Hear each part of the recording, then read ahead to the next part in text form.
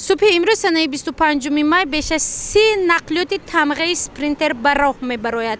این نقلیات ها خوانندگانی که در المپیاده های ولایتی جایهای اول، دوم، سوم را اشغال کردند با خود میگیرد و به شهر دوشنبه میبرد، چون که آخر هفته احتمال است آزمون جمهوری المپیاده های فنی گذرانده شود.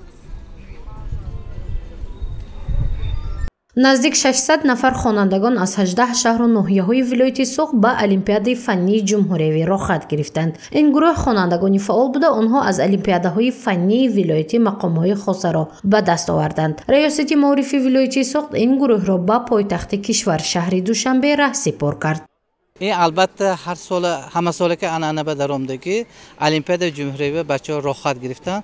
اینا حاضر جمهوری میراد اشتراک میکنند المپیاد جمهوری به صنف‌های 19.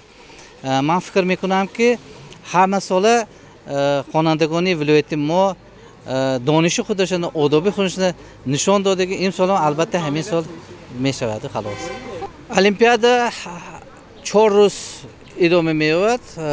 روز من جمعه آغاز میشد 2 روز المپیاد بعد از اون اپیلاتسیا جنبه است. ثانی روز دوشنبه با گشته می‌بینیم. شاهزاده ایوبی نیز برای اشتراک به المپیاد جمهوری را خط گرفته است. او در مؤسسه تحصیلات میانه عمومی رقم 10 تحصیل میکند. از این مکتب برابری او باز 7 نفر از فنهای گوناگون به المپیاد جمهوری اشتراک نموده دانش خود را میسنجند. شاهزاده میگوید که از فن اساسهای دولت و حقوق در آزمون مذکور اشتراک مینماید و مقام ضروری را به دست خواهد آورد. ماده 35 هم کانستیتوسیون چی آمده است؟ در ماده 35 کانستیتوسیون هر کس حقوق به مهنت دارد داشته است. مثلا سوال‌های دشوار، همون سوال‌هایی که سیاسی میباشند همون دشواری است، لیکن آموزگاران به ما همش را فهماندن. امیدواریم به یگان مشکلی جای اول اشغال میکنم.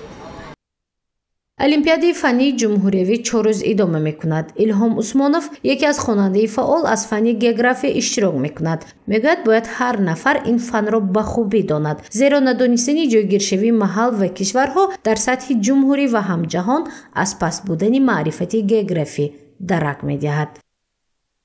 حاضر من از فن گئوگرافی اشتراک کرده ایستادم. تا حال من به المپیاد جمهوری را خط گرفتم. باز در آزمون علم فروغ معرفت در یعنی که عرصه ناحیه جای سهم را اشغال کردم از فن گئوگرافی.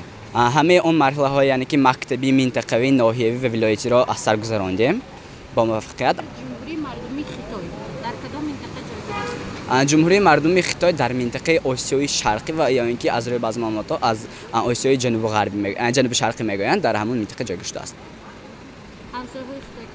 همسایه خیتای از شمال یعنی که مغولستان، از جنوب نپال، هندوستان، باز میانمار و برما میباشد. المپیاد فنی جمهوری از سنه 26 مای آغاز گردیده 4 روز ادامه خواهد کرد. در آن غالبان مرحله ولایتی از تمام جمهوری تاجیکستان اشتراک میکنند و دانش خود را میسنجند، ملکه و مهارتشان را تقویت میدهند. گزارش مفتونشکر و نسیم رحیموف برای برنامه اطلاعاتی خبر.